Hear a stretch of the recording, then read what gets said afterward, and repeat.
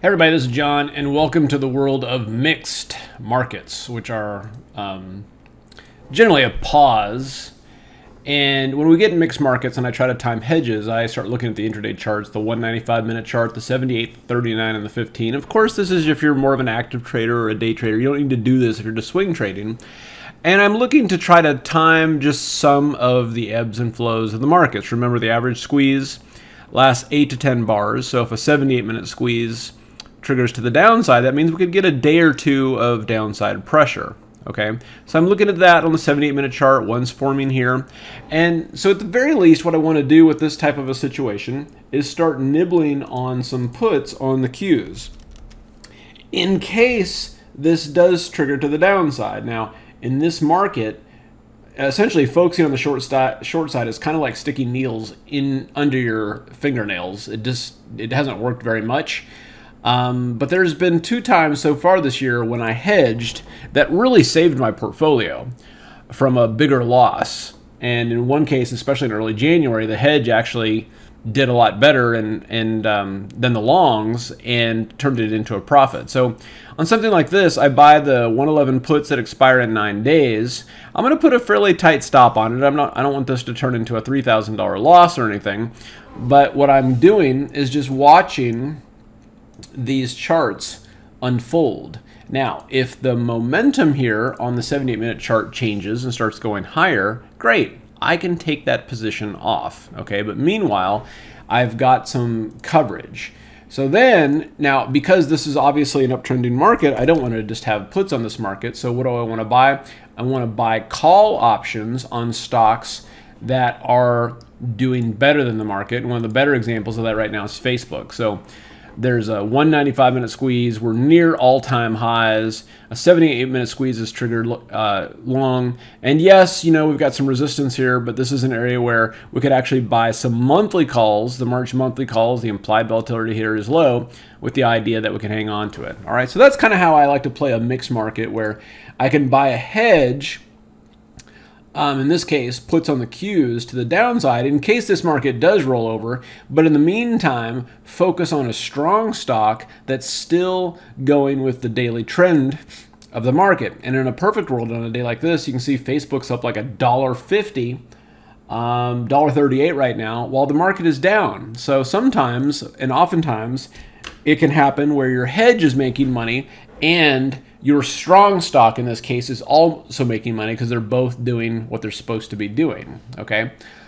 So one of the things I'm watching here too into the close, let me move this out of the way, and let's bring this and look at the ticks. So right now the markets are still open. We've got about 12, 13 minutes, and I'm just watching the ticks here. And in case you didn't know this, any ticks between plus 600 and minus 600 are pretty much noise and represents a lack of conviction. If you get below minus 600, that represents conviction, sell programs, and if you get above plus 600, it represents buy programs. Well, you can see for today that we haven't had a lot of conviction except in the opening moments. Okay, and if we look here at the open, you'll see that there was some conviction on the sell side, got down to minus 1,000 ticks, and had one little pop to the upside here, and then since then we've just been trading sideways. So right now I'm looking at this market, not a lot of conviction either way. So in terms of this kind of a market, it's also interesting because there are also things like Apple that are just done. They're taking a break. Part of why the market's taking a pause is that when a stock here makes a big move like this, the expectation of the public is that it's going to keep on going. And then at that point, the market makers are like, nah, let's just kind of keep it in check here for a little while and suck all the premium out. So can you play that? Yes. And this is, to me, it's a cool way to do it, where you sell a straddle that expires next week, take advantage of that decay, but you could just buy some cheap protection with options that expire this week, you know, like 2 or 3 cents. And that keeps your overall margin down, and it allows you to collect the premium. And then what I'm watching here too is Alibaba. We had a very nice put position here. And whenever you get a runaway break like we had, all you got to do is you get like a 30-minute chart, in this case the 39, and you just trail a stop below the high of the low bar. So you got to wait for the first 39-minute bar to form. There's your stop. And then when you have the next low bar, you trail down your stop. So this one didn't make a new low, so the stop stays there. This one, it made a slight lower low. So technically you could. I think at the time I was looking at it, I didn't see that. But that's obviously a lower low. Once the bar closes, make your stop. New one, once the bar closes, do your stop, and then boom, we came up and stopped it out. Now today, here we are just kind of rallying like a banshee.